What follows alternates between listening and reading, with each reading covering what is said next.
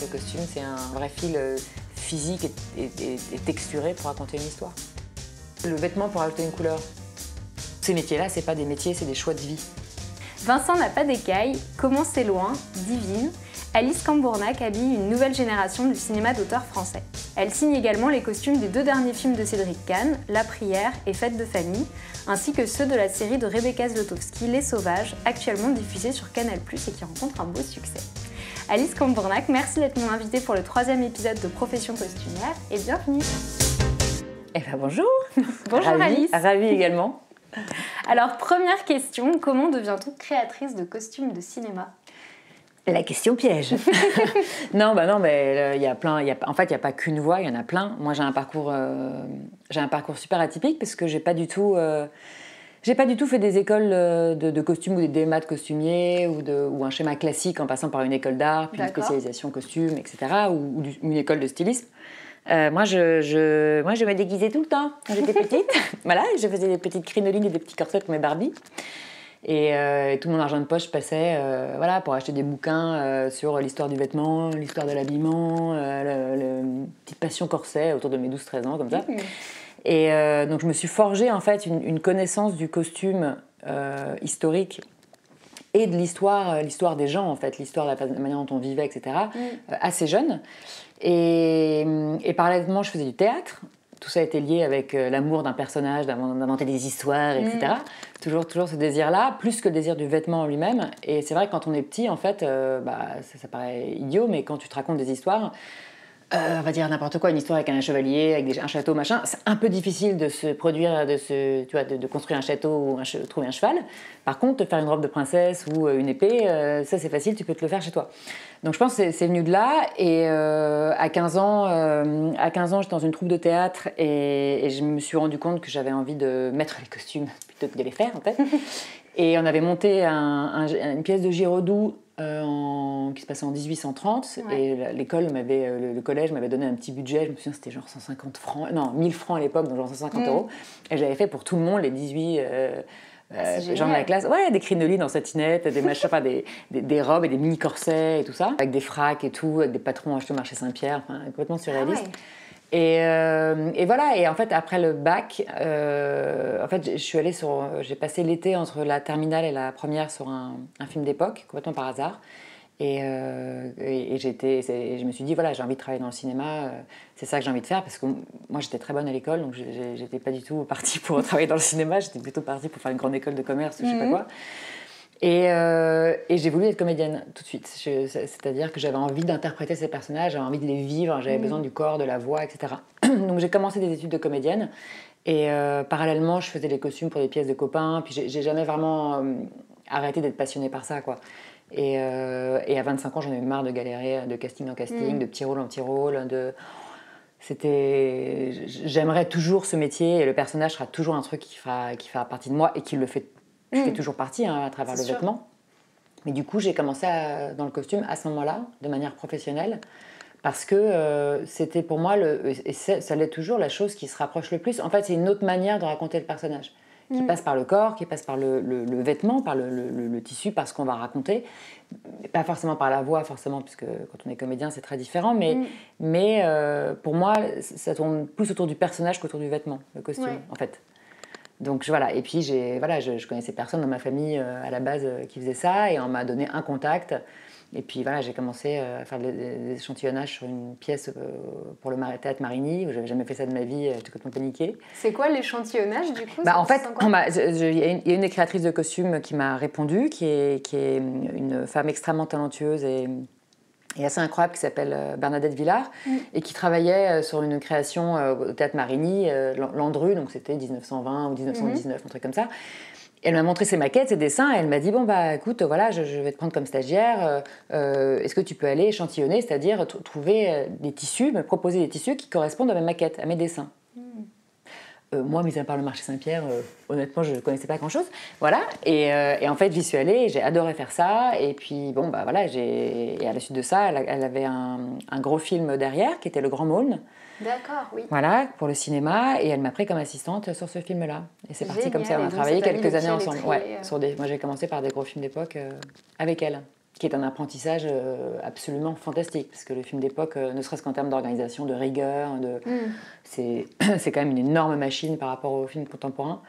Et j'ai travaillé quelques années avec elle comme ça. Voilà. Tu vois, j'ai eu énormément de chance quand même, faut le dire, parce que voilà, j'ai rencontré la bonne personne au bon moment et elle m'a donné ma chance. Et après, peut-être que j'ai été bonne, j'en sais rien, ou j'ai bien fait le job. Sinon, en tout cas, oui, sinon elle ne m'aurait pas gardé. Mais c'est ça aussi le cinéma, qui est encore très différent du théâtre, je pense, ou de l'opéra. Mais les métiers du cinéma, c'est aussi avant tout des métiers humains et de rencontres. Moi, je connais plein de gens à différents postes au cinéma qui ont bifurqué ou qui ont pas forcément fait les études pour, mais qui, voilà, parce que dans la manière dont se structurent les choses sur un film, on peut naviguer d'un poste à l'autre. Alors, je ne vous dis pas que n'importe qui peut devenir chef opérateur, évidemment, non, ou assistant caméra, ça c'est des choses très techniques, mais si on veut, on peut apprendre. On peut apprendre en faisant, en fait. C'est partie d'un des rares métiers où on peut avoir sa chance comme ça d'apprendre sur le terrain. Bon, moi j'avais quand même 15 ans avant ça où j'avais lu des milliards de livres. Oui, c'est ça, en fait, j'avais quand même une connaissance. Vraiment autodidacte, Je suis complètement autodidacte. Une culture complètement, du costume complètement, et de la couture, ça. aussi, parce que je cousais à la maison, tout ça, et de l'observation, et d'observer les choses en fait. D'observer les gens, de sentir, Voilà, après, tu verras aussi avec les autres créatrices ou les autres costumières que tu vois en interview. On parle de création, mais la création par rapport aux vêtements, en fait, c'est hyper subjectif. Parce que chacun travaille d'une manière différente. Moi, parce que probablement j'ai été comédienne et que j'aurais toujours ce truc-là en moi, j'ai une approche hyper sensorielle du vêtement. Je viens pas de la mode, tu vois, j'ai une approche qui est avant tout le personnage et j'ai besoin que ça me fasse vibrer. Donc c'est une approche qui peut être très différente de quelqu'un qui a eu, je sais pas, une éducation du costume beaucoup plus académique. Tu vois, ça c'est des choses... mais c'est sûr que ça doit beaucoup construire ton rapport au métier d'avoir été comédienne et d'avoir porté le costume. Alors, porter, non, mais c'est plus vraiment par rapport à une question d'instinct et de sentir un scénario, de sentir un texte, un scénario, et de sentir des personnages les uns entre eux, etc. J'ai travaillé avec des créateurs de costumes quand j'étais plus jeune qui par exemple, je me souviens de quelqu'un qui abordait par la couleur. Son truc, c'était la couleur. Il a besoin de faire des tableaux que la couleur, etc. Moi, j'ai jamais travaillé... C'est pour ça, je veux dire, le rapport à la création ou à la sensibilité, il est différent. Très personnel. Bah ouais, c'est hyper personnel parce que chacun a des sensibilités différentes. Et ce qui est vrai dans tous les métiers artistiques, hein, c'est... Même ceux qui écrivent des bouquins ou des scénarios, il y a des gens qui vont arriver à pondre un scénario en 3 mois, et il y en a d'autres, il va leur falloir 4 ans. Parce que c'est douloureux d'écrire, parce qu'ils doutent, parce qu'ils n'y arrivent pas, parce qu'ils ont besoin des autres. Voilà, tous les métiers artistiques, c'est des équilibres, et puis c'est des rencontres. Donc voilà. Et alors, qu'est-ce qui te plaît le plus dans ton métier ? C'est toute la partie recherche et toute la partie... tout ce qui se fait en amont, en fait. C'est ça, c'est de réfléchir. Chaque scénario, en fait, pour moi, enfin après c'est ma manière de faire, mais il y a plusieurs choses qui entrent en compte. Il y a la première lecture qu'on fait du scénario, la première impression qu'on a du texte, est-ce que ça nous évoque, est-ce qu'on ressent, comme quand on lit un bouquin, ou, voilà, qui est le premier jet, le premier instinct, qui pour moi est quelque chose d'hyper important, et souvent j'essaie de le noter pour pas le perdre, parce qu'après quand on rentre dans le détail et tout ça, souvent on oublie la vision globale de la peinture. Oui, c'est ça, bah oui, parce qu'on se perd dans des détails, dans des machins, dans des trucs techniques, on n'a pas le casting de tel rôle, et on oublie cette espèce d'impression globale de ce qu'on voulait donner en fait comme teinte, comme couleur. Donc ça, pour moi, c'est une chose très importante. Il y a aussi le metteur en scène, c'est-à-dire quelle est sa vision à lui en fait.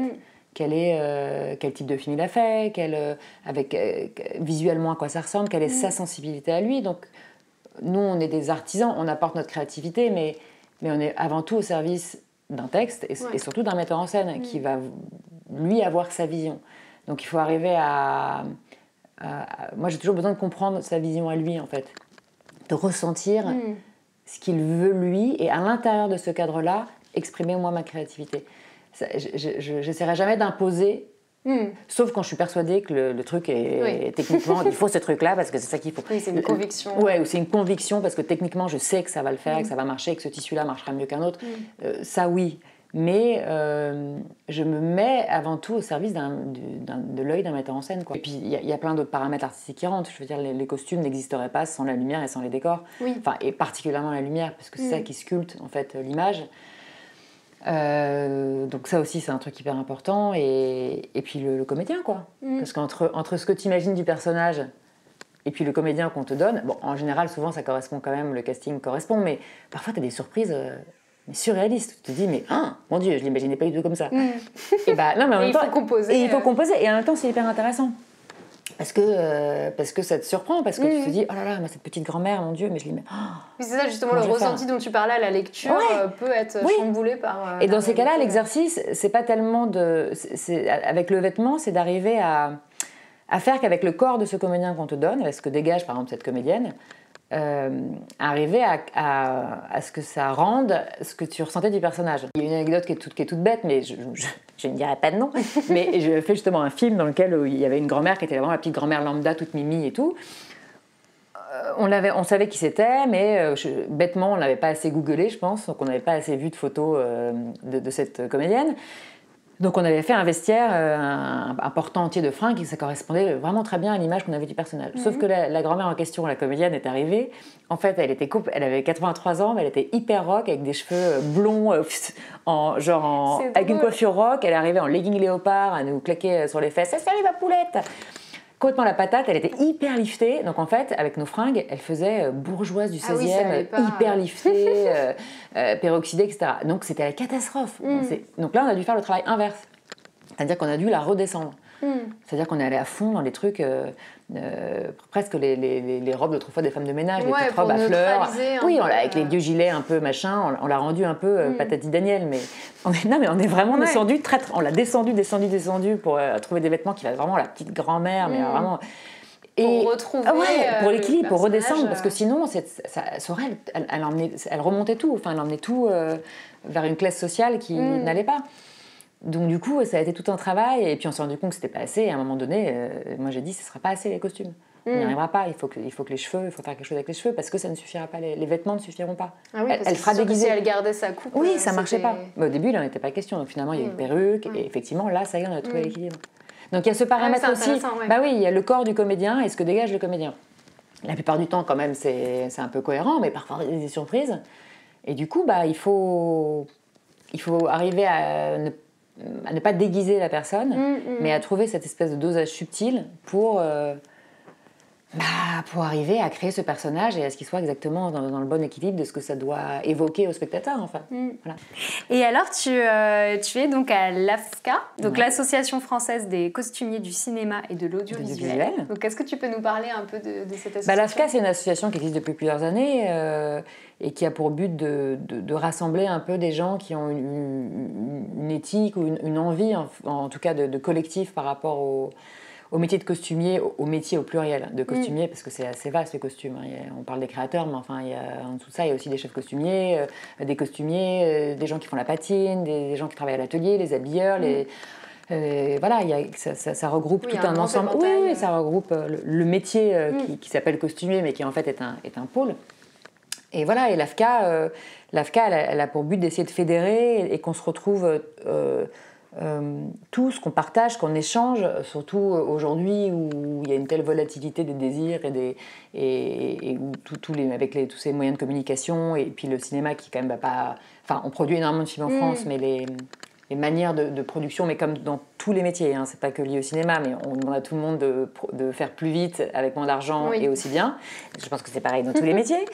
Mais du coup, voilà, c'est important de se retrouver ensemble, c'est important de se serrer les coudes, c'est important d'évaluer les enjeux à venir, de se défendre aussi, de défendre nos métiers, de défendre nos savoir-faire, et de les transmettre surtout, et de continuer à transmettre. C'est des métiers où on apprend constamment. Moi, je continue, chaque film, j'apprends, chaque film, je me retrouve avec la boule au ventre sur des trucs que je ne sais pas faire et que j'apprends petit à petit. Et l'AFCA, ça permet aussi ça, ça permet aussi de s'aider, de transmettre, de partager, voilà, parce qu'on est plus fort ensemble, en fait. Je sais que ça paraît vraiment bête de dire ça, mais dans une société aussi individualiste dans laquelle on est aujourd'hui, justement, où chacun fait l'autopromotion, machin, en fait, c'est hyper important d'être ensemble. Parce que c'est rassurant, parce que c'est plus c'est plus intéressant. On essaye de développer ça aussi avec les autres costumiers en Europe. Pour qu'il y ait, Génial, il y a une association européenne qui est en train de se créer, qui regroupe aussi les autres corps de métiers du cinéma, voilà, qui s'appelle Arsenico, avec aussi bien la déco, le son, tout ça, pour essayer de... Ah, c'est un beau projet. Voilà, qui regroupe... Vaste projet. Vaste projet, ouais, sur les métiers du cinéma en Europe. Super. Donc voilà. Ah, ça va être intéressant à suivre. Ouais, c'est intéressant à suivre. Ça vient de se créer, mais c'est très intéressant. Ouais. Après, en France, on a un statut très particulier, tout le monde ne travaille pas de la même manière. Des costumiers ou des chefs décorateurs ou des gens qui travaillent au son en France n'ont pas le même rapport avec ceux qui sont au Danemark où ils produisent très peu de films par an ou en Estonie ou enfin voilà, c'est des... Mais c'est d'ailleurs aussi intéressant de partager hyper ces intéressant. expériences. Et parce que souvent ces gens-là, par exemple au costume, il y a énormément de pays dans lesquels la production cinématographique est beaucoup moindre que la nôtre, qui est la plus grosse d'Europe. Hein. Et ils ne font pas que du tout du cinéma. C'est des gens en général qui font aussi du théâtre, de l'opéra. C'est des gens qui en fait font du sur tous les fronts. Oui, exactement. Ouais. Assez logiquement en effet. Alors qu'en France, ça peut être cloisonné. Enfin, on peut ne faire que ça. Parce que la production artistique en France est très vaste. Est très prolixe. Donc on peut faire que du cinéma ou de l'opéra ou du théâtre. Se spécialiser. Ouais, on peut se spécialiser. Est-ce qu'en dehors du cinéma, il t'arrive aussi de travailler pour la publicité, de faire du stylisme dans la mode? Je travaille un petit peu en pub. D'accord. C'est encore un truc à part. Ouais. Mais la mode, c'est vraiment... Pour moi, la mode et le costume, il y a deux choses très différentes. C'est qu'en stylisme ou en mode, tu mets en scène le vêtement.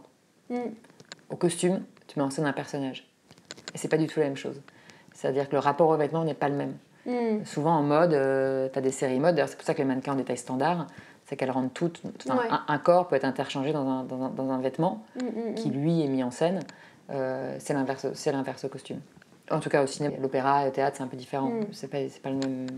Mais là, c'est vraiment le corps du comédien qui est mis en scène. C'est lui qui est filmé, c'est son visage, c'est son regard, c'est ce qu'il va exprimer, c'est sa voix.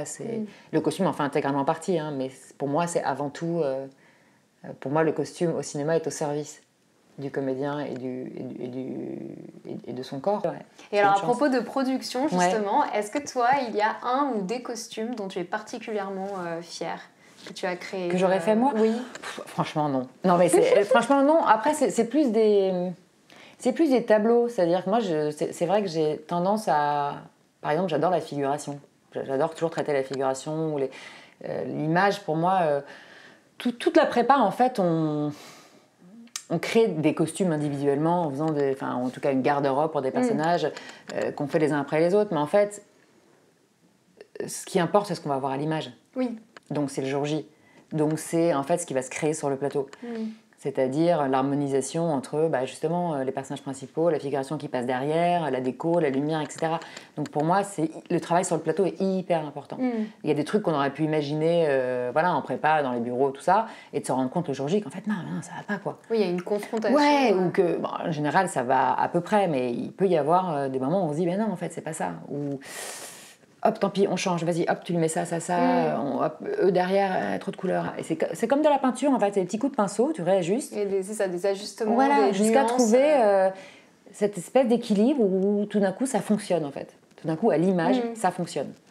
Et parfois, ça tient à peu de choses, hein. Ça tient pas forcément à grand-chose, mais c'est très important d'être vigilant. Et c'est vrai que moi, les habilleuses avec qui je travaille, je suis assez... Pour moi, c'est hyper important d'avoir cet œil-là.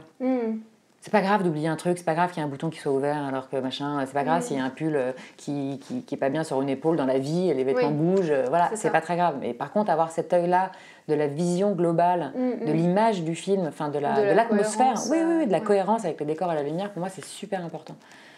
Parce que c'est ça qui va modeler en fait la peinture, en fait, le tableau.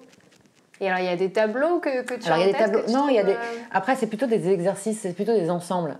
Par exemple, Divine. La difficulté sur Divine, ça avait été... Mais ça, Ouda, la réalisatrice, elle était très... C'était un vrai désir à la base venant d'elle, et moi, j'étais complètement là-dedans aussi. C'était de parler de milieux sociaux, on va dire, modestes, mais de ne pas tomber dans le misérabilisme. Ça, c'est pas évident. En fait, on parle toujours quand on parle du costume, on parle souvent du costume d'époque, parce qu'évidemment, ça fait fantasmer, ça fait rêver, c'est hyper beau, et puis il y a de la fabrication, ça fait le truc magique. Mais en fait, le costume contemporain, c'est hyper difficile. Moi, au début, quand j'ai commencé à travailler dans le contemporain, mais ça m'emmerdait. La première fois, je me suis dit, oh non, c'est que des matières moches, il faut aller faire les courses dans le grand magasin, ou je sais pas où, dans les dépôts-ventes, dans les trucs, ça m'emmerde. Et en fait, il y a une infinité de choix plus variés que dans le costume d'époque. Oui. Parce que le costume d'époque, on est quand même assez coincé avec un stock qu'on a et des costumes de location. Et puis des archives qui te guident. Oui, c'est ça. Et là, après, il y a de la fabrication quand on a des sous, et ça, c'est super. Mais le costume contemporain, en fait, tout est possible. Enfin, l'éventail des possibles est hyper vaste. Et du coup, Divine, c'était un langage... c'était vraiment un dosage à trouver entre faire un truc qui soit péchu, qui soit moderne, sans que ça fasse costume, justement, sans que ça fasse stylisme, entre guillemets, sans que ça fasse pub, et en étant réaliste, un réalisme, mais qui soit pas... On fait pas du documentaire, en fait. Ça reste de la fiction. Ouais. C'est ça la différence. Oui, c'est l'équilibre aussi. Oui, c'est-à-dire qu'il ne s'agit pas de faire du moche. Ça reste de la fiction. Un film, ça doit donner aussi envie aux gens.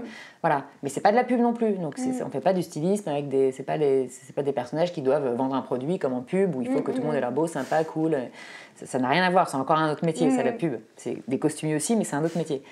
Et du coup, Divine, c'était un gros boulot. C'était un gros boulot de mélanger à la fois des trucs vintage, à la fois d'être juste au bon endroit. Moi, je me suis beaucoup fait aider par les jeunes des banlieues qui jouent dans le film. Ouais. Parce que moi, j'avais une image des banlieues, c'était déjà il y a un bout de temps maintenant, mais je suis arrivée un peu, pas en mode la haine, mais ils m'ont regardé, ils m'ont dit non, alors ça, c'est nos grands frères, et encore, c'est des trucs de daron.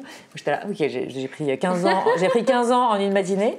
Et en fait, non, et du coup, de les entendre parler de la mode, de comment c'était dans les banlieues, les vraies banlieues, les vraies cités, là, pour le coup, et leur rapport à la mode, c'était génial, et leur rapport au corps. C'est vraiment une génération qui a complètement changé. Ils sont complètement dans autre chose que celle des années 90 ou 2000. Ça n'a plus rien à voir. Du coup, c'était un nouveau langage pour moi d'arriver à être juste là-dessus, quoi. Donc souvent, je leur demandais leur avis. Je disais, et ça, non, ça c'est ringard, ok, d'accord. Et ça, ouais, ça c'est charmé, ok, d'accord. Donc c'était un vrai truc à trouver. Super, ils t'ont aiguillé justement dans cette justesse. Oui, d'arriver à trouver cette justesse, et en même temps que ça soit, voilà, qu'il y ait de la couleur, que ce soit pas triste, et en même temps que, voilà, que ça soit vrai, mais pas forcément, enfin, que ça soit vrai, forcément. C'était un truc à trouver, ça. C'était ces gamines qui n'ont pas d'argent, qui vivent de la démerde, etc. Mais il fallait quand même que c'est de la poigne. Les films de Ken Loach, par exemple, qui sont des films, voilà, c'est souvent très réaliste. Oui, sociaux, des films sociaux qui sont souvent en mode un peu réaliste, documentaire, etc. Où esthétiquement, le vêtement, je pense qu'il y a un énorme boulot qui est fait dessus, mais il y a une volonté que ça soit dans un vrai réalisme. Et pas forcément esthétiquement joli. Oui. Là, Ouda, elle ne voulait pas ça. On n'était pas dans ce type de... Oui, il y a quand même de la flamboyance. Oui, voilà, il fallait qu'il y ait un côté et ça fait partie de l'histoire, en effet. C'est vrai que ces personnages sont plus flamboyants que ceux de Ken Loach, qui en général, les pauvres sont plus dans... Ouais, dans une réalité, dans un réalisme. C'est une autre façon de traiter dans les films sociaux, c'est une autre façon de traiter ces familles-là, quoi. Ouais. Mais c'est hyper intéressant, et ça, c'est un désir du metteur en scène. Les Sauvages, c'était pareil, il y a eu un peu, on se retrouvait un peu dans cette idée-là, de ne pas tomber dans le misérabilisme, qu'on veut quand même que ce soit un truc... ces gens-là sont... Voilà, ces gens normaux, ils sont fiers, ils sont... C'est ça, exactement, des personnages qui sont fiers, qui sont décidés, qui ont des... En fait, c'est ça qui est très intéressant dans le costume, c'est toutes ces recherches... ta question qui était de qu'est-ce que je préfère par rapport à la recherche, et ça, c'est tout cet aspect sociologique, en fait. Chaque film, il faut s'immerger ça vous emmène dans un contexte qui n'est pas le vôtre, enfin, moi qui n'est pas le mien du tout, quasiment à chaque fois, et du coup c'est hyper intéressant. C'est ça, tu voyages entre les classes sociales. Ouais, c'est ça, et puis tu apprends énormément de choses. Ouais, exactement. La prière, tu parlais de la prière, la prière, le monde d'addiction, ces jeunes qui se retrouvent à être soignés sans médicaments dans des communautés religieuses, en l'occurrence là catholiques, c'était un drôle de truc aussi, ça. Oui, c'est très particulier. Hyper particulier. Donc ça aussi, c'était des recherches et des recherches. Enfin, c'est jusqu'à trouver... Moi, j'ai besoin de voir énormément d'images, en fait. J'ai besoin de me nourrir jusqu'à ce que ça devienne instinctif. Et comme ça, après, je sais quand je cherche des vêtements, ça sera juste, ça sera pas juste. Tu vois ce que je veux dire? C'est un truc... Oui, tu te fais ta collection. J'ai besoin de sentir organiquement. Images, J'ai besoin que ça fasse partie de moi. J'ai besoin que ce soit j'ai besoin d'être familière avec le milieu dans lequel ça va se passer. Comme ça, après, j'ai pas d'hésitation. Oui, après, ça t'aide à trier au après, fur et je à sais. mesure. Après, je sais, je prends tel truc, ça marche pas. Mais en tout cas, je sais que je me plante pas. Mais pour parce ça, que d'abord, tu t'es construit. Il faut se nourrir. Et pour ça, voilà, il faut se nourrir, se nourrir de plein de trucs. Alors tu cherches, voilà, il y a plein de manières. Il y a des gens qui regardent plein de films, et les films, c'est déjà une interprétation. Mais en même temps, pourquoi pas, hein, pourquoi pas. Il y a plein de documentaires. On a la chance avec Internet aujourd'hui, avec l'INA, tout ça, d'avoir accès à plein de trucs. Tu vas sur le terrain aussi. Souvent, tu vas sur le terrain, tu vas voir, tu discutes avec les gens. Et puis, tu observes les gens dans le métro aussi. Parce qu'en fait, le métro, même Paris, ce qui est génial, c'est que tu as une palette de gens, si tu sais regarder, c'est génial. Et est-ce qu'il y a des costumes dans l'histoire du cinéma qui te parlent particulièrement, que tu trouves très réussis, qui sont un peu cultes pour toi? Il y a énormément de choses, en fait, c'est très vaste. Moi, il y a des costumes qui m'ont marqué enfant et qui m'ont donné envie de faire ce métier. Quand j'étais petite, je regardais tous les étés, je me souviens, Autant n'emporte le vent, par exemple. Et c'était un film très long, hein. Je pense que j'avais 7 ans quand je le regardais, c'est-à-dire comme 3 heures. Je sais pas pourquoi. Et c'est vrai, c'est drôle. Ouais, et je le regardais hyper jeune et tout, et j'étais fascinée. Je dessinais les robes de Scarlett et de machin, et de Mélanie, je sais pas quoi. Et ça, c'était des moments. Après, j'ai regardé les Angélique Marquise des Anges, et pourtant, Dieu sait si les costumes sont d'un kitsch, c'est absolument génial. C'est vrai. Oui, c'est complètement années 60. C'est tellement kitsch. Et oui, mais les costumes, tout. En fait, les coiffures. La coiffure, mais ils sont années 60, c'est les costumes, ça correspond aux années 60. Mais de même que Autant n'emporte le vent, les coiffures, tout correspond à la fin des années 30, c'est très drôle. Oui, c'est vrai. C'est drôle quand l'époque transparaît à travers le costume. Oui, parce qu'en fait, le réalisme au costume, c'est tard, hein. C'est des années 70. On commençait à faire un truc qui colle réalistiquement à l'époque. Avant, c'est des réinterprétations au goût de l'époque. Donc, Angélique Marquise des Agents, c'est génial. Mais ça, c'est génial. T'adorais quand t'étais petite. Mais ouais, j'adorais, évidemment, c'était super. Non, après, Barry Lyndon, ça avait été un vrai choc, ça c'est vrai.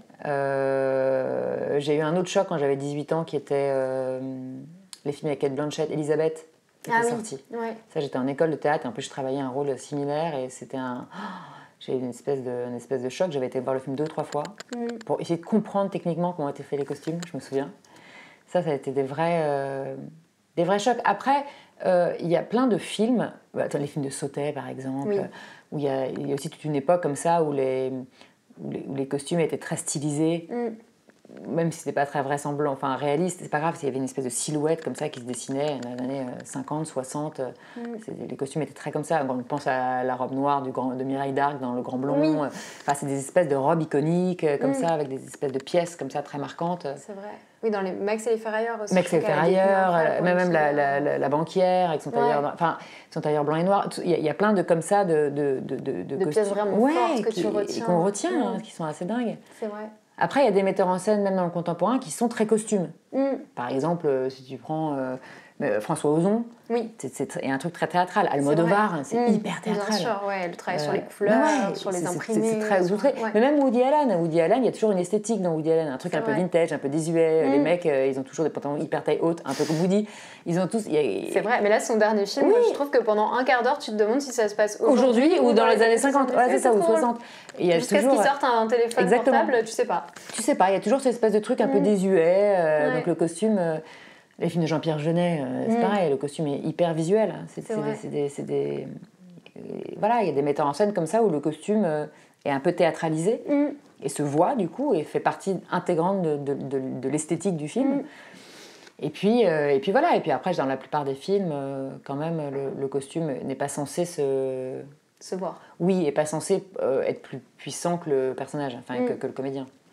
Sauf quand c'est un truc très particulier. Si dans un scénario vous avez, je sais pas quoi, une robe de chambre rouge avec un dragon doré et je sais pas quoi, et vert, bon courage pour le trouver. Oui, ça a l'air très joli. A priori, il va falloir le fabriquer. Non, sinon tout à l'heure tu me demandais, pour revenir sur un costume que j'avais... Que tu as créé. Ouais, et qui m'avait... Enfin, en tout cas, des costumes sur lesquels j'avais travaillé. C'est un film qui s'est pas beaucoup vu de Rabat Mezaimesh qui s'appelle L'histoire de Judas, qu'on avait tourné en Algérie. D'accord. Qui était donc au moment de la mort du Christ, donc en 33. Voilà. Très précisément. Voilà, en 33. Et ça, on n'avait pas beaucoup de sous pour le faire. Et Et c'était très chouette ce qu'on a réussi à faire avec des drapés, avec toute une ambiance un peu orientaliste du 19e siècle, avec des matières. C'était des choses très simples. Parce qu'on de la création, ça. Du coup. Il y a eu un peu de création, beaucoup de location et beaucoup de bidouilles, on va dire.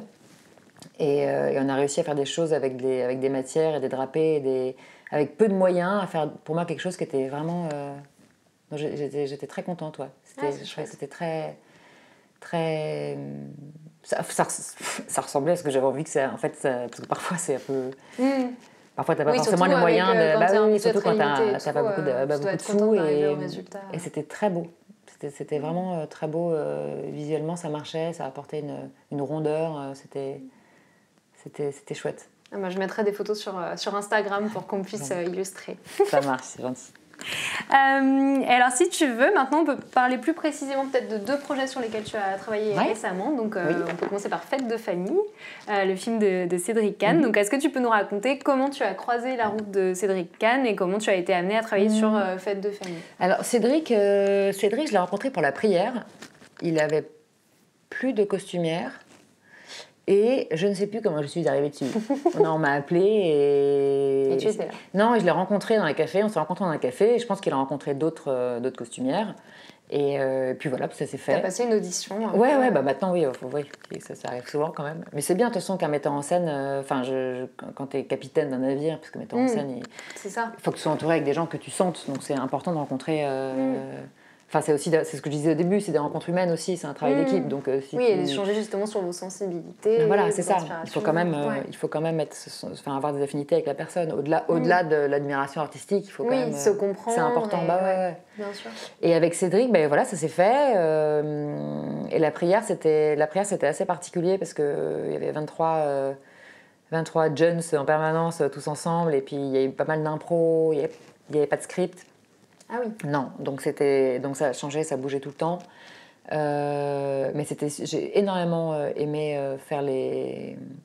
travailler sur ce genre de costume en fait. C'était beaucoup de récup, beaucoup de guérissol, d'Emmaüs, parce que c'est des gens qui n'ont pas grand-chose et qui s'habillent avec le secours populaire.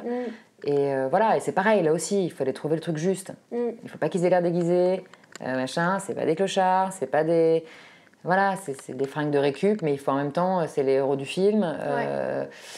C'était un équilibre, c'était vraiment un vrai équilibre à trouver. Et Cédric qui a été monteur avant, c'est quelqu'un qui a un rapport aux couleurs très particulier. C'est-à-dire qu'il ne veut pas que le costume soit trop fort, ou que que le costume en termes visuels de couleurs bouffe l'image. D'accord. Donc tout doit être un peu dans des aplats. Rien ne doit ressortir trop fort, donc pas de rouge, pas de truc blanc, pas de blanc éclatant, voilà. Parce que lui, c'était très intéressant d'entendre ça d'ailleurs. Il disait que lui, en tant que monteur, ça le gênait toujours quand il y avait tout d'un coup un figurant en rouge qui passe derrière, ou un mec avec un truc jaune qui passe, ou une manche de chemise au premier plan en blanc, blanc, blanc, et on voit que ça à l'image, et que c'était trop compliqué après, etc. Donc il a gardé ce truc-là. Ah, c'est hyper intéressant. Oui, comme quoi, encore une fois, les expériences que tu peux avoir avant nourrissent. Et moi, c'était hyper difficile. Parce que j'adore les couleurs, pas forcément les couleurs hyper flash, mais j'adore comme un tableau, comme un peintre, travailler des couleurs. Là, tu avais un nuancier assez particulier. Là, oui, c'est-à-dire, là, c'était carrément, oui, et ça vaut pour les imprimés, ça vaut pour les. Donc c'était hyper restreint, et il fallait que j'arrive là-dedans à trouver ma liberté et déjà à rentrer dans son regard. J'avais beaucoup de mal à voir comme il voyait au début. Je ne sais pas si tu vois ce que je veux dire. Sa manière de voir les choses et le monde, j'avais du mal à voir avec ses yeux. Et après, une fois que j'ai réussi, ça doit être plus ou moins facile selon les oui, c'est ça. Et à un moment donné, j'ai eu le déclic et j'ai compris comment il fonctionnait, j'ai compris son regard. Et à partir de là, voilà, on est rentré là-dedans. Ce qui a dû rendre plus facile aussi l'approche sur Fête de famille quand vous êtes Tout à fait. Mais c'est pas facile parce que La prière, c'est un film d'hiver qui se passe à la montagne. Donc déjà, il y a de la terre, c'est dans les verts, il fait pas beau, tout est gris et tout. Et quand t'as pas le droit quasiment aux couleurs chaudes, sauf un peu le marron, etc., c'est compliqué, quoi, de se dire, ça va être la dépression, mon Dieu, ça va être la tristitude, comment on peut faire pour chaloriser tout ça. Après, il y a les matières, il y a les textures, il y a les... Voilà. Et Fête de famille, c'était complètement... Fête de famille, c'était pas du tout le même genre de travail, parce qu'ils sont que 9 ou 10. La première chose que j'ai attendue, c'était le décor. C'est ça qui allait tout régir, en fait. Comme le film, c'est un décor dans cette maison familiale. Sauf qu'au début, c'était pas du tout la maison qu'il y a dans le film. C'est vrai, ça a changé. Du tout. Ça a changé, genre, mais quasiment à la dernière minute, enfin, genre 3 semaines avant. C'était une maison qui était exactement à l'opposé, c'est-à-dire il n'y avait rien. Elle était genre dans des tons hyper pâles, des blancs cassés, des bleus, oui, aucun papier peint, qui faisait beaucoup plus maison de Parisiens en vacances d'ailleurs, mais hyper épurée, maison 18e, mais l'inverse du truc bric-à-brac. C'est drôle. Donc moi j'étais partie sur des trucs avec plein d'imprimés. Au contraire. Justement, c'est ça, parce que ça fait partie des choses que j'avais notées sur le film, c'est que les décors finaux sont très forts. Hyper forts. Il y a des imprimés très marqués, des couleurs. Ah bah, la maison. Je voulais te demander justement comment tu avais travaillé en fonction de ça. Le problème, c'est qu'au départ, dernière minute. Non, pas dernière minute quand même pas, mais enfin, on a fait tout le travail, on a déconstruit tout ce qu'on avait fait, quoi. Parce que tout d'un coup, on s'est retrouvé avec cette maison qui était tellement forte, qui en fait est un personnage du film. Oui, exactement. C'est un personnage, cette maison, elle est hallucinante. Et ils ont eu raison de la choisir, parce qu'elle était complètement dingue. Ils ont quasiment rien à la déco, enfin en termes de papier peint, ils ont quasiment rien changé. Hein. Elle est dans son jus. Et du coup, au costume, c'était chaud patate quand même, parce que là, en termes de marge de manœuvre, c'est pareil. Là, c'était soit ils sont dans la maison et c'est hyper chargé, soit ils sont dehors et il n'y a rien et c'est que de l'herbe. Donc c'était. Voilà, et puis du coup, on a quand même gardé des imprimés qu'on avait trouvés pour la première maison, mais les moins forts. Voilà, et là, pour un film comme ça, tu es obligé de travailler les gens ensemble. Oui. C'est-à-dire que chaque essayage qu'on faisait, on gardait 5 options ou 4 options pour chacun. Et après, on faisait des tableaux, on les mettait côte à côte, les petits bonhommes des essayages, là, des photos, et on essayait toutes les combinaisons qui marchent le mieux, ensemble. Voilà, et il y a des personnages, du coup, qui, au final, sautaient. Ça n'allait plus, il fallait refaire l'essayage. Ah oui. Parce que ça allait plus avec ce nouveau personnage dont on avait trouvé le costume et qui allait bien avec tous les autres, mais tout d'un coup, celui-là, ça n'allait plus. Donc, il fallait tout recommencer. Voilà, donc ça a été... Donc, finalement, il y a un casse-tête. Bah ouais, parce que finalement, t'as qu'un costume, tu te dis, ah bah c'est bon, c'est facile, il y a un costume ou deux, ils en avaient 2 par personne. Facile. Et en fait, casse-tête chinois. Casse-tête chinois pour que tout fonctionne. Et dans la maison. Et dans la maison, et dans le truc. Donc, on mettait aussi des photos des décors, on mettait les bonhommes devant. C'est devenu un truc hyper compliqué. Petite maison de poupée. Ouais, c'est ça. Maquette de poupée. Mais au final, c'est intéressant de travailler l'image comme ça. Voilà. Oui, c'est sûr, c'est des contraintes nouvelles. C'est des nouvelles contraintes, voilà, c'est ça. Il y a un cahier des charges à chaque fois qui est différent. Voilà, après Cédric, bon là c'est une maison qui est très riche, qui était très forte, mais d'une manière générale, c'est pas quelqu'un qui aime les couleurs fortes ou les trucs trop violents. Voilà, pour lui, ça parasite un petit peu. Mais il y a d'autres metteurs en scène où c'est l'inverse. Oui. Et après la prière, j'avais eu du mal d'ailleurs, j'avais fait un film juste après la prière et ça t'avait agressé. Oui, c'est-à-dire qu'au début j'achetais que des trucs, oui, avec des couleurs passées, des couleurs machin, il a fallu un petit peu de temps pour se remettre dans les teintes. Oui, c'est ça, exactement, mais c'est vraiment ça. Pour retrouver le rouge et le blanc. Exactement, pas le blanc, en tout cas un peu de rouge, oui. Et alors, comment on t'a parlé des personnages du film Fête de famille? Est-ce que tu as eu des indications? Bah oui, j'ai eu un peu d'indications. C'est un sujet très personnel pour Cédric. Donc après, Cédric, c'est quelqu'un d'assez pudique. Il dévoile pas forcément. Il te laisse venir. Il te laisse aussi avoir tes premières impressions. Le personnage le plus compliqué, c'était celui d'Emmanuelle Berco. Oui. Parce qu'on savait en fait peu de choses d'elle, qu'elle venait des États-Unis. Donc on voulait lui donner un côté un peu... on s'était dit qu'il fallait qu'il y ait un côté un peu décalé, qu'elle ait l'air... voilà, qu'on ne sache pas trop où la situer par rapport à cette famille qui est là, c'est l'été, ils sont tous... voilà, un peu normaux, quoi, on va dire. Enfin, on se pose pas la question. Pour ceux qui n'ont pas vu le film, c'est une réunion de famille. C'est une réunion de famille, un été, qui se passe sur une journée pour l'anniversaire de la grand-mère, qui est jouée par Catherine Deneuve, avec réunion avec les enfants, les fils et les petits-enfants. Et cette sœur qui revient. Qui a disparu depuis 4 ans et qui, dès le début du film, en fait, débarque à l'improviste. Donc elle, il fallait trouver un truc, on voulait un truc un peu côte est, un peu, presque un peu vulgaire, un truc qui dérange, un truc trop court, un truc trop... trop décolleté. Qui est un truc un peu gargantueux, voilà, un peu excessif. Après, typiquement, pour moi, là, si je fais une autocritique, typiquement... mais ça, on peut pas... Enfin, c'est difficile de savoir comment les comédiens vont interpréter les rôles. Oui. Mais pour moi, en fait, il n'y avait pas besoin de faire tout ça. Au final, quand je vois le film... Ah oui? C'est-à-dire parce que le jeu d'Emmanuelle est tellement fort, et déjà tellement... elle donne déjà tellement, en allant tellement loin, aussi dans l'excès, ou dans... qu'en fait, au costume, on aurait pu en faire moins. Pour moi. Oui, c'est drôle que tu vois ce que je veux dire? Il n'y avait pas besoin de signifier forcément ça à travers le vêtement, sachant que dans le jeu, elle l'a joué comme ça. Ah oui, d'accord, c'est intéressant ce que tu dis. Mais moi, après, que... c'est mon analyse après. Je me suis juste dit, je me suis juste dit, on a fait un peu des caisses, voilà. On a fait des caisses, il n'y avait peut-être pas besoin de... Voilà, c'est des petites... Ah ouais, bah écoute, moi en tant que spectatrice, j'ai pas trop, mais je trouve que ça accompagnait très bien son personnage, sans être non plus outrancier. Sans être trop déguisé, ouais. Mais tu vois, ça, tu peux pas le savoir. Enfin, tu vois, c'est intéressant en costume d'essayer de pas paraphraser aussi par moment. Oui. De prendre le contre-pied, tu vois ce que je veux dire, ou peut-être même de raconter autre chose.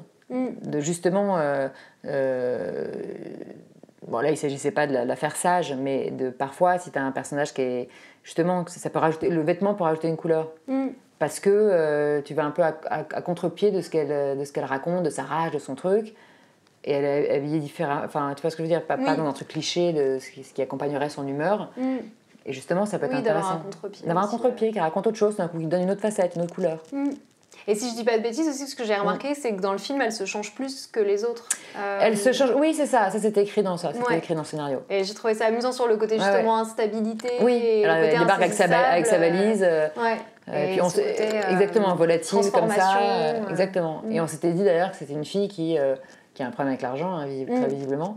Mais qui aussi bien va s'acheter des fringues de marque que va aller chourer des culottes chez Monop. C'est ça. Et d'ailleurs, elle vole un d'ailleurs, elle le fait. Voilà, elle le fait. D'ailleurs, elle le fait, ça. Ouais, elle le fait, ouais. Tout à fait. Mais c'est ce genre de truc. Elle va avoir 3 trucs tati, mais c'est compulsif. Oui. Mais des beaux bijoux, une super robe et un pull pourrave qu'elle a appris, je sais pas où. Voilà, il faut trouver ce petit équilibre. Oui. Et Emmanuel, on l'a vu en essayage et on lui a proposé cette idée-là du personnage, parce que là, c'était une proposition. Pour le coup, ça aurait pu être un milliard d'autres choses. On sait tellement peu sur ces personnages, c'est vrai. on sait tellement peu de choses d'eux qu'en fait, tout était imaginable. Et du coup, elle a écouté tout ça, puis elle a dit, ok, banco, on va dans cette direction. Elle a suivi, Vincent Macaigne aussi. C'est pas facile quand on sait peu de choses des personnages. Oui, c'est vrai. Quand t'as pas de matière pour te raconter une histoire sur eux, c'est vachement dur, parce que dans ces cas-là, tu te dis, ok, mais dans ces cas, qu'est-ce qu'ils font comme métier, Bon, là, on savait ce qu'ils faisaient, mais en termes d'action, on les voit pas dans leur quotidien, et ça se passe sur une journée. Tu vois, c'est dur. Hein. C'est vrai. Donc là, justement, toi, tu dois rajouter aussi quand même beaucoup de ton ressenti. Ouais, de son ressenti, de ce qui se dit, tu pioches les infos, tu fais parler le metteur en scène à fond. Ouais. Oui, tu essaies de grappiller des infos à fond sur le metteur en scène, savoir lui, qu'est-ce qu'il a envie de raconter de ses personnages. Ouais. Et dans le film, donc, il y a Catherine Deneuve que tu évoquais tout à l'heure, et je me demandais, est-ce que c'est quand même un mythe vivant du cinéma, moi je l'adore. Et je me disais, voilà, quand tu réfléchis au costume pour Catherine Deneuve, est-ce que ça joue, est-ce que justement toutes les images que tu peux avoir d'elle viennent un peu, pas parasiter, mais en tout cas nourrir ta réflexion, ou non, tu vois le personnage le truc par rapport au personnage dans le film, là, par rapport à elle spécifiquement, c'est qu'on s'était dit avec Cédric qu'on aimerait bien qu'elle soit pas blonde.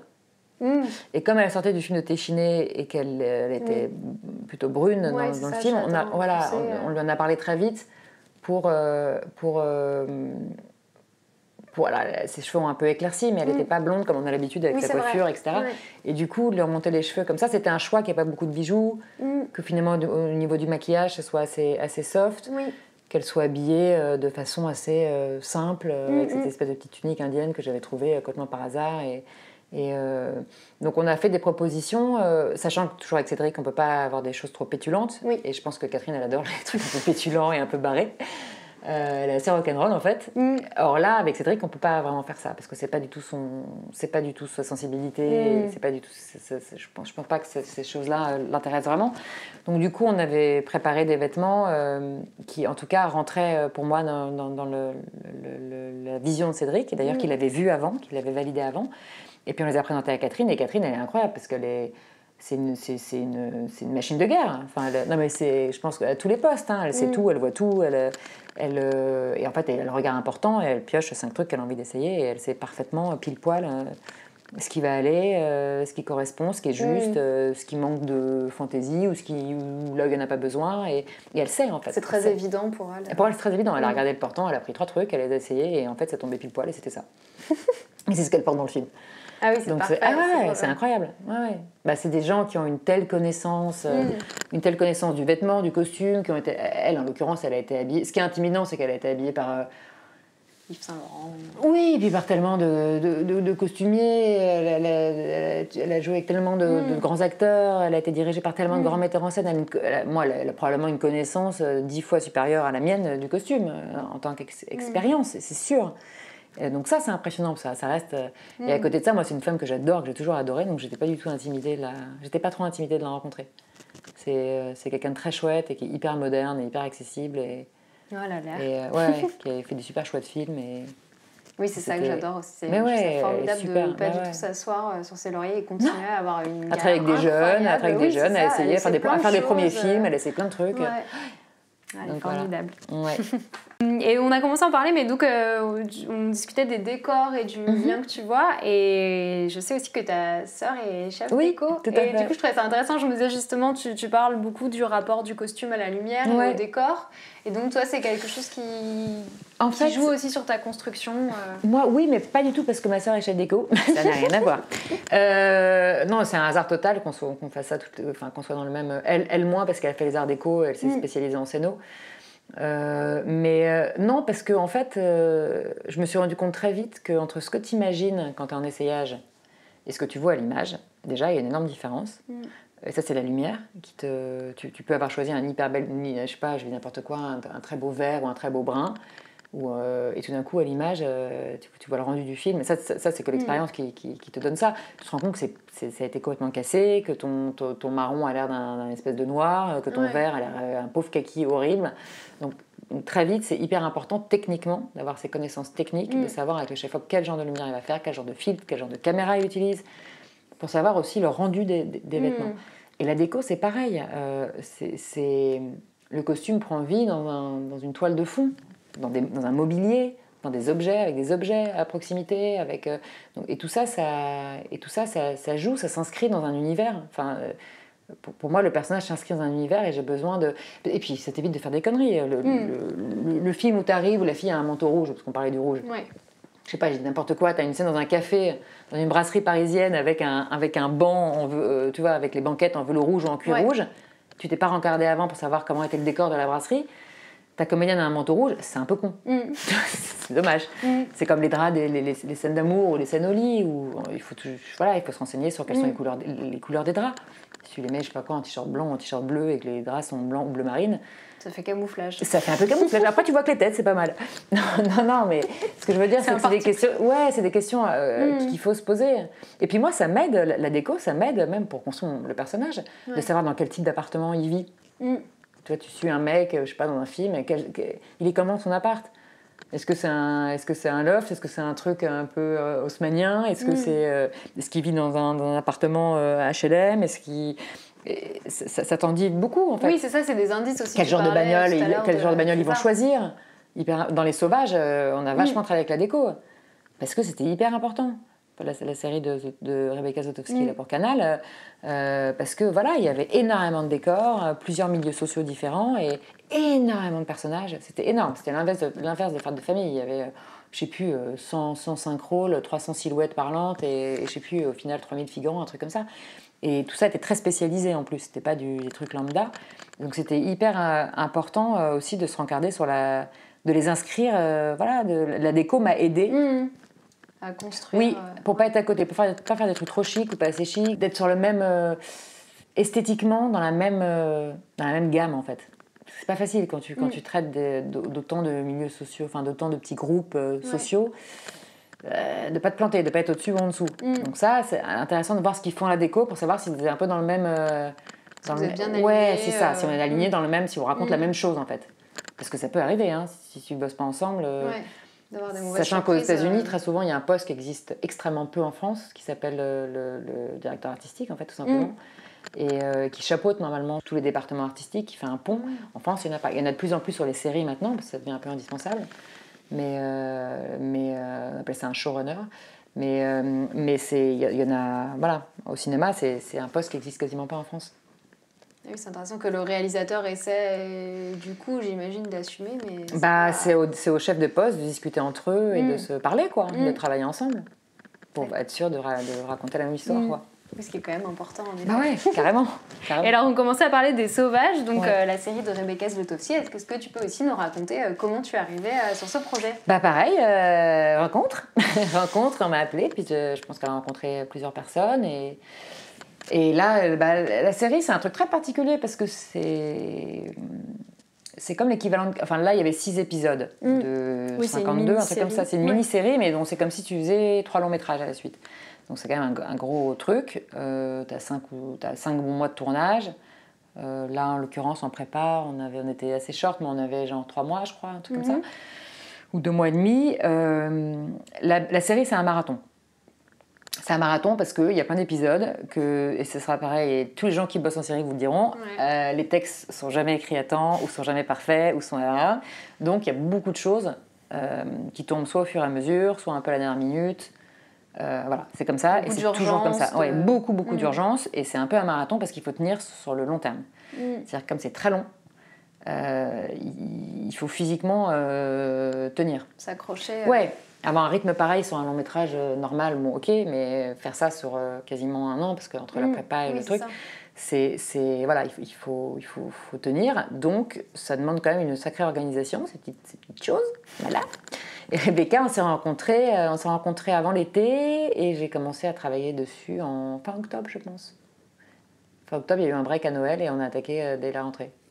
Et ça a été, le début a été très difficile parce qu'il y avait énormément de personnages, que le casting sur certaines choses est tombé un petit peu tard, mais comme ça arrive souvent, parce que voilà, c'est comme ça. Et donc du coup, voilà, il y avait beaucoup de monde, donc c'était et très dense en termes de recherche, et justement pour pas se planter. Oui, parce qu'il y a des milieux très spécifiques. Oui, en fait, mais même dans la figuration, il y a très peu. La figuration classique, on appelle ça des badauds passants. Au plan de travail, il est marqué badauds passants 20. J'ai déjà été badaud passant. Voilà, client brasserie 25. Voilà. En fait, il y avait très peu de figurations comme ça. C'était beaucoup de figurations spécialisées. Il y a tout un pôle hôpital, tous les mecs de la politique, etc. Un truc qui s'appelait le bastion social, les extrémistes, voilà, tous ces groupes extrémistes, etc. D'ailleurs, c'est pas que des extrémistes, il y a aussi des gens qui sont là pour aider, qui font du social. Il y a un peu tout, c'est une espèce de melting pot de plein de choses. Donc il y avait toutes les séquences du mariage algérien et tout ce qui se passe dans ces familles, dans cette communauté-là. Tout ce qui se passe dans le milieu du foot aussi. Il y a un épisode entier qui est un match de foot. Bon. Donc c'était très très dense. Moi je ne suis pas spécialement foot, mais en fait quand vous rentrez dans l'univers du foot, entre les stadiers, les stadières, les machins, les trucs, et les hôtes, les hôtesses, le PC de sécurité. Oui, il y a toute une hiérarchie. Mais oui, les bancs de touche, les machins, avec les entraîneurs. D'un coup ça devient un truc, ça vous prend, ne serait-ce qu'en recherche pour déjà piger où est-ce qu'on va trouver ça, comment on va faire. Voilà, donc c'était très très dense, c'était hyper intéressant, parce que hyper riche. En termes justement d'univers. C'est vrai que c'est fou ce nombre d'univers, parce que déjà on abordait c'est un vrai travail. Oui, déjà en soi, c'était c'est ça, et là c'était un mode marathon avec un très speed, mais pour tout le monde, c'était pareil. La déco, ils avaient je sais pas combien de décors, c'est complètement invraisemblable. En plus ils en ont perdu plein, les pauvres. Il y a des décors qui n'ont pas arrêté de planter, parce qu'on les perdait au fur et à mesure, donc il faut les retrouver. Donc 15 jours avant, on savait pas où est-ce qu'on tournait ce truc-là. Voilà. Mais c'était très intéressant. Pareil, Rebecca a même désir de ne pas tomber dans le misérabilisme, d'avoir quelque chose d'assez flamboyant, d'assez remonté en fait. Pareil pour ceux qui n'ont pas encore vu la série, en fait on suit 2 familles d'origine algérienne. Tout à fait. Une qui est la famille Chaouch, dont le père va être le nouveau président de la République française, et puis une autre famille plus modeste qui vit à Saint-Étienne, et le fils de cette famille est le petit ami de la fille du président, sachant que lui, le jeune est aussi l'acteur chouchou des Français, star d'une série, etc. Sa place au soleil. En fait la série, c'est très intéressant parce qu'elle parle d'identité. Ce président Chaouch, finalement, quelle est sa place? Les 3 frères, il y en a un qui est devenu comédien connu et qui renie un peu dont il vient. Il y en a un qui est en prison, voilà, et qui est plutôt radicalisé. Qui s'est radicalisé, mais en même temps, dont la doctrine finalement ne tient pas la route, ou en tout cas n'appartient qu'à lui. Tout ça est tout ça traite de l'identité, et c'est un peu le sujet du film. Et au costume, du coup, c'était extrêmement intéressant à faire, parce que sur chaque personnage, il y avait ça en fait.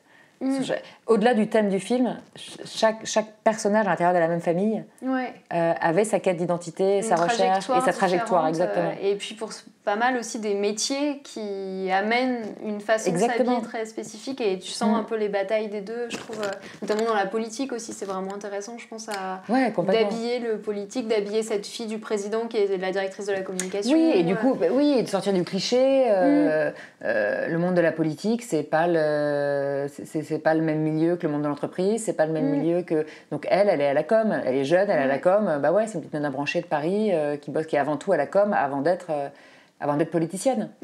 Même si elle est hyper brillante, etc. Voilà, c'est pas... elle voulait absolument qu'ils soient plus vers des Obama, une famille de Obama que... Mais Roche Dizem qui joue le président, il est vraiment cette figure d'Obama, c'est vrai. Complètement, avec sa femme qui est chef d'orchestre, Amira Kazar, qui est chef d'orchestre dans le film, leur fille Jasmine, qui s'occupe de la com, qui est complètement... qui est super, super vive, qui sort donc avec foi de ce jeune acteur branché. Voilà, c'est aussi une famille comme on n'en voit pas beaucoup, en tout cas, une famille issue de l'immigration, et qui est française comme n'importe laquelle. Oui, exactement. Sauf que les autres Algériens, justement, ne les considèrent pas comme Algériens. Donc en fait, ils sont pas français pour les Français et pas Algériens pour les Algériens. Donc c'est toujours très problématique. Et ce que je trouve aussi très intéressant dans la série, c'est que donc il y a aussi un autre personnage dont on n'a pas parlé, qui est le personnage de Marina Foïs, qui est à la sécurité. Tout à fait. Et donc qu'on va d'abord voir en uniforme. Je trouve ça aussi intéressant. Et puis après, qui va, pour des raisons que les gens découvriront, enlever l'uniforme. Et je trouve qu'il y a aussi ce rapport qui est intéressant, même pour la politique, aussi pour l'acteur, de le mariage aussi algérien que tu évoquais. Donc il y a les vêtements un peu d'apparat, de représentation. Et après, tous ces personnages, on les voit rentrer chez eux. Et mettre d'autres vêtements qui sont plus personnels, tomber un peu les masques, et j'ai trouvé ça aussi, je pense que ça devait être intéressant à travailler, d'avoir ces deux... Le personnage de Marina, c'était un... Parce que finalement, la série se passe sur 6 jours ou 7 jours, donc c'est assez rapide. Le personnage de Marina, il perd assez vite, c'est son job officiel. Ce qui est sûr, c'est que c'était un vrai truc à trouver. Et qu'on a trouvé avec Marina aussi, avec Rebecca et avec Marina. Parce qu'en fait, c'est pareil, elle, tout était possible. On ne sait pas d'où elle vient, on ne sait pas qui elle est, on ne sait pas où elle habite, on ne sait pas si elle a des enfants, on ne sait pas si elle a un mec, on ne sait pas si elle a... Enfin, on ne sait rien de ces personnages. On sait juste que des femmes qui ont son poste, en général, elles sont... D'ailleurs, elles sont hyper grandes, hyper athlétiques, elles ont toutes été gardes du corps. Ce qui nous avait fait beaucoup rire au début avec Marina. C'était d'arriver à trouver un truc qui soit... Rebecca voulait quand même que ça soit classe. Souvent, c'est des gens qui s'habillent en sombre. Mais il fallait qu'elle puisse se fondre dans la foule, sans faire non plus garde du corps, tout en ayant un gilet pare-balles sous elle. Donc voilà, il y avait quand même un truc à trouver au niveau de la silhouette pour qu'elle puisse être, pour qu'elle puisse être crédible sans que ce soit fade. Et sachant qu'on a été contraints par les couleurs foncées, qui sont celles, les gardes du corps, ils sont censés être quand même invisibles, donc ils ne vont pas se mettre en rouge, avec du bleu, du vert et du blanc, ça ne marche pas. Ça serait étrange comme stratégie. Voilà. Et après se dire, ok, cette fille, à partir du moment où elle est plus en vêtements de... Elle est plus dans son costume d'uniforme, enfin dans son costume de travail. Qui est cette fille en fait? Et c'est ça qui est hyper intéressant, je trouve. C'est que c'est vrai que quand tu vois la personne en uniforme, tu as très peu d'indices. Et après, le fait de prendre ses vêtements civils, tout d'un coup, on apprend à... Est-ce que c'est une fille qui a un petit jean moulant et un petit blouson en mode de fliquette? Ou est-ce que, au contraire... C'est vrai qu'il y a toujours cette tenue qui revient. Voilà, et Marina, dès le départ, elle était non, on va pas faire la fliquette, c'est pas possible et tout. Et effectivement, se dire, ok, bon bah... Est-ce que ce serait pas plutôt un cow-boy? Est-ce que ce serait pas plus cow-boy avec ses boots, son jean truc, sa peau lainée, ses gros pulls, ses chemises à carreaux? Est-ce que c'est pas... on est parti dans cette direction-là, en fait, d'essayer de trouver un truc... plus Calamity Jane, qui est bien calamiteuse, la pauvre, que le côté fliquette, un moulax avec un petit blouson. Oui, mais c'est ça, c'est chouette, ça change vraiment des stéréotypes qu'on a sur ces personnages. Après, est-ce que c'est trop loin, est-ce que ça va trop loin, est-ce que c'est lisible, j'en sais rien, mais en tout cas, on a essayé de... Moi, je pense que... On a essayé de partir dans des directions un petit peu différentes, de raconter des choses avec peu d'indications, d'essayer de leur trouver un peu une ligne à chacun. Chacun, ils ont une ligne, en fait. Hein. Mary Casar, elle a très souvent son grand manteau rouge, son espèce de grand manteau rouge qu'elle a. Fouad, son blouson en cuir, il a un jean pendant tout le truc, elle-même. Il change de basket, mais c'est tout. Fianso, qui joue Nazir, c'est pareil. Il est pas en mode banlieue avec des grands joggings et des machins ou des les mecs en banlieue aujourd'hui, ils sont vachement en slim, hein, ils sont vachement en prison. En prison, ils sont habillés comme en banlieue, avec des ensembles de foot et des dernières Nike à la mode, pour beaucoup, hein, de tout ce qu'on en a vu. On voulait pas du tout partir dans ce réalisme-là. Donc il est plus habillé un peu à l'américaine, avec plus des trucs Carhartt et des trucs... Est-ce que c'est réaliste? Non, je pense pas. Mais en tout cas, là pour le coup, c'est une volonté esthétique. D'être pas dans un réalisme franco-français du jogging slim et de l'ensemble de foot. Oui, et ça vient rendre aussi ce que tu disais au début, attractif aussi. Oui, mais parfois c'est toujours ce truc, c'est d'essayer de faire un truc qui soit intemporel en fait. Enfin, c'est con, mais un jean Levi's ou un truc Carhartt, c'est des je dis Levi's, mais ça pourrait être n'importe quel jean, mais c'est des intemporels qui étaient déjà là dans les années 50 et qui seront toujours là dans 15 ans. Et qui racontent un truc, qui véhiculent un truc qui est sans trop dater une époque. Dans l'inconscient collectif, ça raconte quelque chose. Non mais c'est vrai, c'est des trucs. Le t-shirt blanc de Brando, le t-shirt blanc chez un mec, c'était déjà ça, son Brando. Ça sera toujours le cas dans 20 ans. Oui, puis il y a tout un inconscient collectif. C'est un inconscient collectif qui se construit. C'est des pièces, c'est des espèces d'intemporels. Et quand on ne veut pas trop marquer une époque ou pas trop marquer un personnage pour différentes raisons, c'est très subtil, mais d'arriver à trouver cette intemporalité qui va parler de manière familière au spectateur. En restant un peu flou. Mais c'est vrai que quand on réfléchit aux costumes des sauvages, c'est des tenues qui sont assez intemporelles. Ouais, c'est des trucs, mis à part 2-3 trucs sur les filles qui sont vraiment un peu mode, c'est des choses assez... C'est des silhouettes. C'est des silhouettes, exactement. C'est des silhouettes. Mais c'est hyper réussi, c'est vraiment un travail pharaonique. J'avoue que moi, en regardant les épisodes, ça me stressait en y pensant et en voyant arriver tout le temps des nouveaux personnages. C'était pas facile, on a beaucoup couru, et puis à un moment donné, on était très nombreux parce qu'on n'avait plus le choix. Oui, c'est ça, j'allais te demander aussi, juste en termes d'organisation, d'équipe. Écoute, on est parti à la base avec une assistante prévue en renfort à la rescousse un peu avant de commencer à tourner. Puis en fait, très vite, c'est-à-dire qu'elle est arrivée, elle est restée, la deuxième assistante. Puis après, il y en a eu une troisième. Après, j'avais une super équipe. Donc, on a vraiment fait un boulot main dans la main. Et à un moment donné, on était très nombreux. Puis après, il y a eu toute la partie Saint-Étienne qui s'est tournée après. D'accord. Enfin, à la suite, mais en tout cas, et ça, c'était une autre organisation. C'est-à-dire qu'on a... C'est très compliqué parce que tous les énormes décors avec énormément de figurations se tournaient sur la fin du tournage de Paris. Et on embrayait directement à Saint-Étienne avec des énormes décors. Donc il y a eu un espèce... c'est là où j'ai quelqu'un d'autre qui est arrivé et on a commencé à préparer Saint-Étienne pendant que les grosses scènes de Paris se tournaient. D'accord. C'est toute une logistique. Et encore, c'est rien. Enfin, je veux dire, c'est rien par rapport à ce que peut être le Bureau des légendes. Une de mes assistantes qui, elle, est sur le Bureau des légendes là, qui termine là. C'est surréaliste, ils sont 6 pays en même temps, c'est surréaliste, c'est des trucs... quand je pense à Game of Thrones, par exemple, je me dis, mais par où ils ont commencé? Ils ont fait comme tout le monde, ils ont commencé par le début, doucement, et puis à dépioter, à construire petit à petit, puis tout d'un coup, mais c'est des trucs pharaoniques. C'est des chantiers. C'est des très gros chantiers, C'est des très gros chantiers. Là, Les Sauvages, encore, c'était pas un truc... c'est 6 épisodes, il y a énormément de monde, énormément. Mais bon, ça se passait sur 5 jours, ça aurait pu se passer sur 2 ans. Et là, ça aurait été la cata.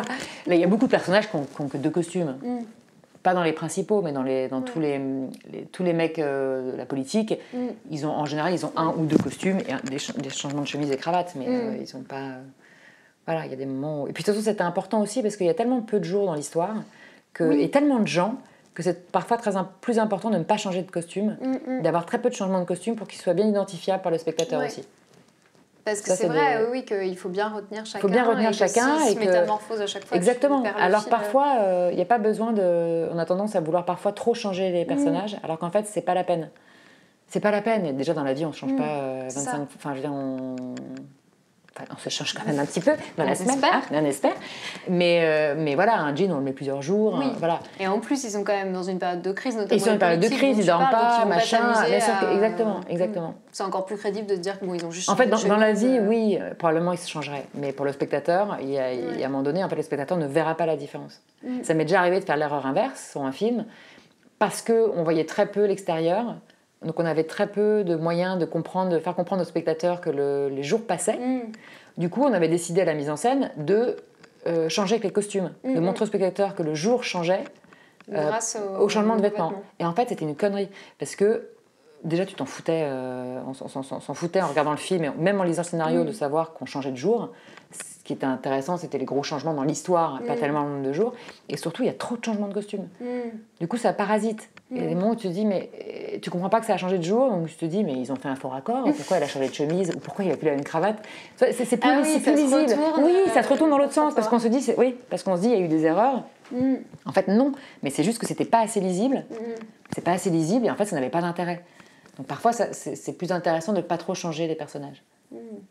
Parce que le spectateur n'a pas besoin, en fait, d'avoir l'œil constamment... Oui, ça peut le distraire. Oui, ça peut le distraire, et c'est pas nécessaire. Si l'histoire est bien écrite et bien rythmée, ça suit naturellement, en fait. Très bien. Voilà. Et est-ce qu'il y a un type de projet sur lequel tu aimerais particulièrement travailler Pourquoi il y en a plein. Non, j'aimerais bien refaire un peu du film d'époque.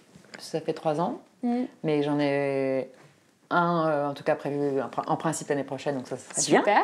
Voilà, tout ça, j'aimerais vraiment remettre les mains un peu dans la fabrication, les belles matières et tout ça. J'aimerais bien aller travailler un peu à l'étranger, avec d'autres cultures, voir d'autres manières de faire, parce que c'est une des richesses de ce métier-là, hein, c'est clairement, c'est les... Et c'est en même temps les trucs les plus crevants et parfois les plus négatifs, mais c'est que c'est un métier où tu découvres à chaque fois c'est différent, tu travailles avec des gens différents, même si au bout d'un moment tu les recroises. Ça reste quand même un métier où tu apprends des trucs différents à chaque fois, où c'est une nouvelle aventure, c'est un nouveau projet. Tu vois voyager, moi même en France, j'ai voyagé dans des coins en France où j'ai vu des trucs, tu vois des trucs que jamais tu auras l'occasion de voir, jamais. La prière, quand on a tourné ce truc-là au fin fond du Vercors, dans une espèce d'endroit surréaliste, tellement c'était beau. Voilà, Alors, parfois ça t'amène à l'étranger. Moi j'ai tourné au Maroc, Des hommes et des dieux, ou en Algérie, justement, l'histoire de Judas, tout ça. Et c'est pareil, c'est des trucs. Jamais j'aurais été dans le sud de l'Algérie, passer 3 mois sans avoir l'armée en plus. Enfin voilà, c'est des expériences de vie assez extraordinaires. Et donc à chaque fois tu te confrontes à une autre culture, voilà, et même en France, hein, c'est pareil, hein, tu découvres une autre région, les régions, etc. Exactement. Et du coup, ça fait partie d'une des choses extrêmement enrichissantes de ce métier, c'est qu'on raconte des histoires, on passe notre temps à raconter des histoires à travers le vêtement ou raconter des histoires de personnages, mais on s'en construit aussi. Et le costume, en tout cas au cinéma, c'est aussi énormément une aventure humaine. Et cette chose-là, c'est une chance. Hein. Moi, je mesure ma chance d'exercer ce métier. Après, ça a ses inconvénients, qui est que tous ces métiers-là, c'est pas des métiers, c'est des choix de vie. Oui. C'est-à-dire que quand tu bosses trop, clairement, au détriment de la vie de famille, des amis, des nanana. Et quand tu bosses pas du tout. Et tu sais jamais quand tu vas rebosser. Donc, c'est des... Voilà, il faut... Et c'est pareil quand tu étais pour les comédiens, c'est pareil pour tous ces métiers-là. Hein. C'est des métiers, c'est des choix de vie, en fait. C'est des métiers qui sont d'une richesse et d'un luxe extraordinaire, de pouvoir avoir du temps libre, de pouvoir à chaque aventure découvrir des choses aussi bien visuelles qu'humaines, que voilà. C'est des voyages à chaque fois, mais voilà, ça a aussi un prix qui est que tout ça est d'une grande instabilité, parfois d'une grande précarité, et en même temps, bah voilà, c'est des métiers de passion, quoi. Donc avec ses hauts, ses bas, ses moments très riches et puis ses moments très tristes. Mais le costume, c'est un vrai fil, physique et texturé pour raconter une histoire. Merci à Alice Cambournac de nous avoir parlé avec passion et franchise de son métier de créatrice de costumes. Si vous aimez Profession costumière, n'hésitez pas à en parler autour de vous.